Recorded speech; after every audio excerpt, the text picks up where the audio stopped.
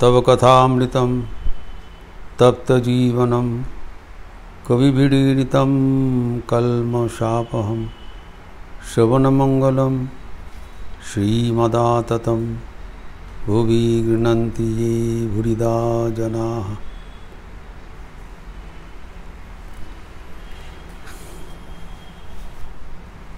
भगवान श्री रामकृष्ण के सान्निध्य में नरेंद्रनाथ और गिरीश चंद्र घोष जो अपूर्व वितर्क चल रहा है, हमारे बड़ा सौभाग्य है कि वितर्क का विषय एवं वितर्क के केंद्र जो भगवान है, भगवान के अवतार है, वही विराजमान है, वही यहाँ पर समाधान करता है। ऐसी अनूठा धर्म सभा अभी कहीं पर नहीं मिलेगा। स्वयं साक्षात श्री रामकृष्ण विराजमान है और इनको समाधान दे रहे हैं।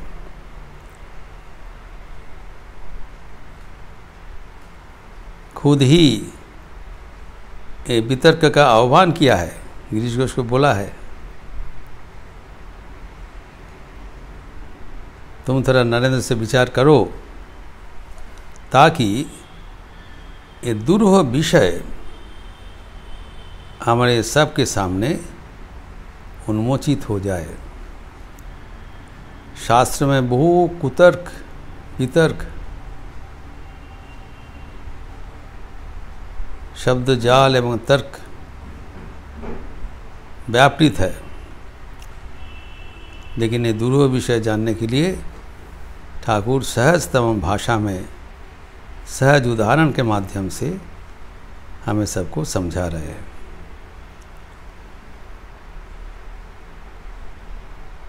नरेंद्रनाथ वेदांतवादी है, वो जो कह रहे हैं वो अकाट्य है, ईश्वर अनंत है, उनका कोई खंडन नहीं हो सकता है। ठाकुर इनको डिनाई नहीं कर रहे हैं। हाँ, सही ये बात है, लेकिन जो महावाक्य बोल रहे हैं वो अनुधावन योग्य है। वो कहते हैं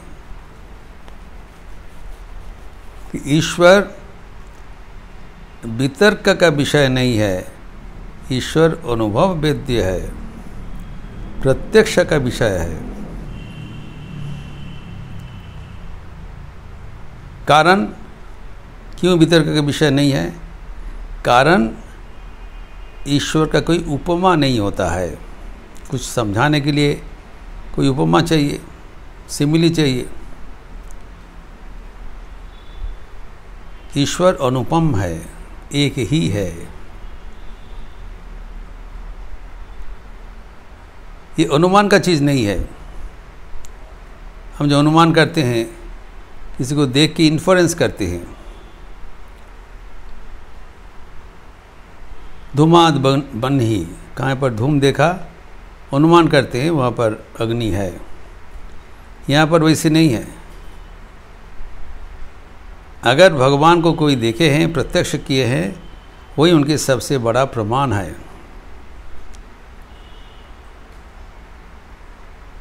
और एक व्यक्ति अगर देखा है, सब व्यक्ति देख सकते हैं, ये साइंटिफिक ट्रूथ है।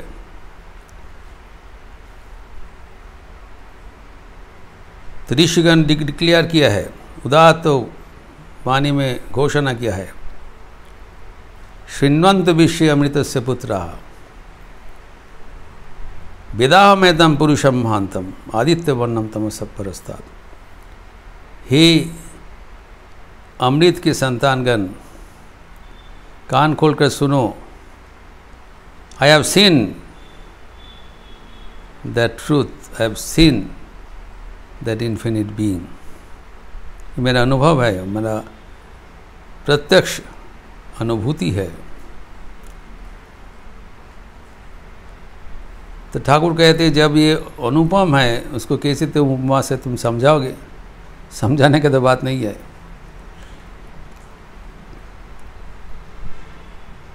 तो ईश्वर जी अनुपम है, इसके बारे में शास्त्र में नाना प्रकार से व्याख्यान हुआ है।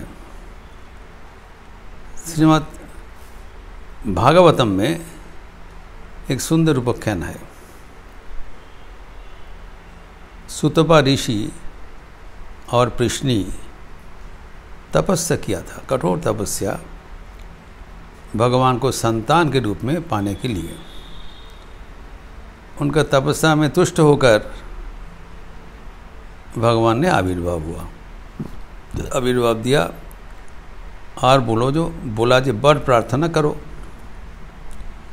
तो उन्होंने बताया, प्रभु आपका जैसे हमारे एक संतान हो जाए, यही मेरा प्रार्थना है। भगवान ने बोला ठीक है, तथास्तु, होगा। फिर बाद में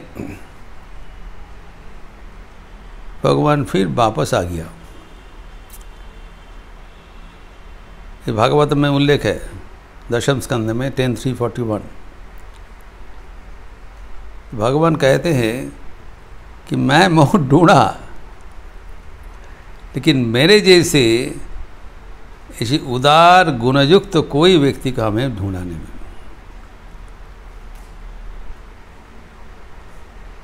सोचा समझा देखा भाला, तू जैसा कोई ना ढूंढ निकाला। भगवान की कोई उपमा नहीं है। जब ऐसी अवस्था है तब मुझे ही तुम्हारा संतान होकर आना पड़ेगा, और वही हुआ था। इसीलिए ठाकुर कहते हैं वे विचार वितर्क के माध्यम से भगवान को स्थिरीकरण संभव नहीं है, निर्णय करना संभव नहीं है, यह आभास मात्र हो सकता है। गिरीश घोष का सहज बात है कि हमें चाहिए भगवान का शक्ति का आशीर्वाद, भगवान का मदद चाहिए। तो एक उदाहरण दिया ठाकुर ने वहाँ पर कि गाय के भीतर दूध रहता है, लेकिन गाय का सींग में, ये पूंछ में हाथ लगाने से दूध नहीं मिलेगा। गाय का दूध थन में मिलता है। वैसे ही भगवान अनंत होते हुए भी अवतार के माध्यम से उनके लोक कल्याण ऐसी शक्ति प्रकाशित होता है। अर्थात अवतार को पकड़ने से ईश्वर के कल्याण शक्ति के साथ हमारा युक्ति हो जाएगा। तो गिरीश घोष कहते हमें तो वही चाहिए, हम अनंत शक्ति लेके क्या करेंगे जिससे हमारा फायदामंद होए, प्रैक्टिकल पर्सन, वही हमें लेना चाहिए।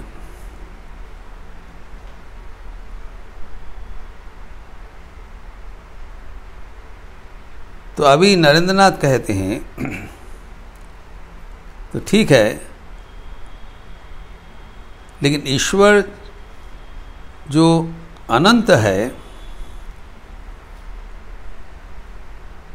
उसका हम धारणा नहीं कर पा सकते हैं, कितने अनंत है, पूरा धारणा नहीं कर सकते हैं। इसके बारे में भगवान बताएंगे, लेकिन अभी बता रहे हैं पूरा छोड़ दो, थोड़ा भी धारणा नहीं कर पाओगे। और उसका धारणा करने की ज़रूरत क्या है? What is the need of understanding God in His totality? हमारा चाहिए भगवान को प्रत्यक्ष करना, और प्रत्यक्ष करने के लिए पूरा भगवान को जानकारी लेना जरूरी नहीं है।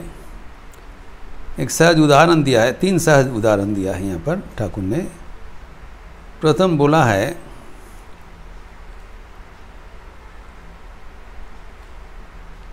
कि कोई गंगा को स्पर्श करने चाहते हैं, गंगा जी का कोई भी जगह में जाके गंगा स्पर्श करे, गंगा स्नान करे। इसके लिए तो वो गंगोत्री से गंगा सागर पूरा गंगा का स्पर्श करने का ज़रूरत नहीं होता है। कोई भी जगह से गंगा स्पर्श करने से गंगा का ही स्पर्श हुआ, एवं गंगा का स्पर्श से जो पवित्रता वहाँ पर मिल गया। तुम्हारा जो चाहिए होगी गंगा जल का पवित्रता, वो कोई भी जगह से गंगा पानी से मिल जाता है। तो पूरा ईश्वर, पूरा गंगा को जानकारी की ज़रूरत नहीं है। इनका टोपोग्राफी, इनका कोर्स ऑफ डायरेक्शन, एब एंड लो, ज़रूरत नहीं है। वैसी भगवान का आनंद शक्ति हमें जानने का कोई ज़रूरत नहीं है। भगवान का जो अवतार को स्पर्श करने से ही भगवान का स्पर्श हो गया। द्वितीय उदाहरण बताया, अगर कोई सागर का कोई भी जगह से सागर का स्पर्श करे, वो पूरा सागर का स्पर्श हो गया। और भी बोल रहे हैं, तुम्हारा पैर को छूने से तुमको ही छूना हुआ। If I touch your feet, I have touched you. I need not touch each and every part of your body. कोई भी अंग स्पर्श करने से तुमको ही तो छूना हुआ।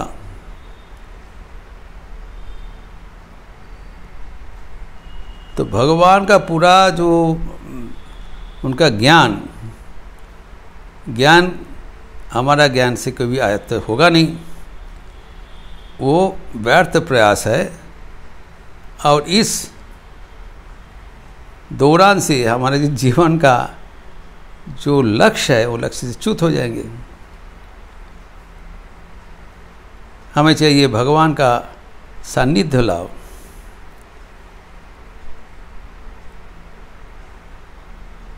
जैसे ईसा मसीह बाइबल में कहा है, He who has seen the Son has seen the Father।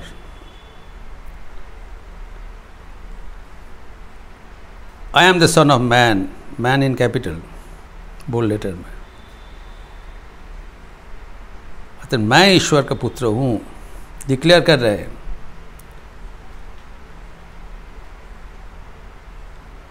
हमें दर्शन करने से ही भगवान को ही दर्शन हुआ। अर्थात सीमित रूप से प्रकाशित अवतार का माध्यम से भगवान का शक्ति और असीमित भगवान दोनों अभिन्न है, दोनों में कोई फर्क नहीं है। यद्यपि हम असीमित भगवान को कल्पना करने के लिए हम असमर्थ हैं, इसलिए भगवान कृपा करके अपने शक्ति को समेट करके एक क्षुद्र रूप से आते हैं, ताकि हम भगवान को स्पर्श करते हुए हमारा जीवन का लक्ष्य पूर्ण कर सके। तो भगवान सर्वत्र विराजमान है और अवतार के भीतर उनका विशेष शक्ति प्रकाशित होता है। इसीलिए ईश्वर तत्व अवतार के भीतर ही हमें ढूंढना पड़ेगा। अभी ठाकुर और एक उदाहरण देते हैं। अग्नि तत्व काठे बेशी, क्षिति अब तेज मोरुद बोम, ये पंचभूत है। तेज अग्नि सर्वभूत में है, लेकिन काष्ठ के भीतर, लकड़ी के भीतर अग्नि का तत्व है, ज्वालानी है, वो और ज़्यादा प्रकाश है। अग्नि को स्पर्श करने से अग्नि ज्वल जाता है। यद्यपि सर्वभूत में उसके भीतर अग्नि है, छिपा हुआ है, सुप्त रूप से है। और लकड़ी में वो व्यक्त रूप से है, फर्क है। तो हमें अगर अग्नि चाहिए होगी तो हम लकड़ी को ढूंढते हैं, काष्ठ का ढूंढते हैं। आप सब कुछ नई मटेरियल चाहते हैं, अतएव हमें भगवान का कल्याणकारी शक्ति, ऐसी शक्ति हमें चाहिए होगी तो हमें उस जगह में जाना पड़ेगा जहाँ पर शक्ति का विशेष प्रकाश है। जैसे अग्नि तत्व लकड़ी में ज़्यादा है, वैसे भगवान का प्रकाश मनुष्य के भीतर ज़्यादा है। इसका विशद विकास, विशद चर्चा ठाकुर यहाँ पर पुनः कर रहा है, जिसका विस्तार हम अगले दिन करेंगे।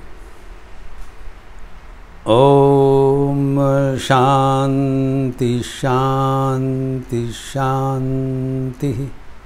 हरि ओम तत्सत। श्री राम कृष्णार्पणमस्तु।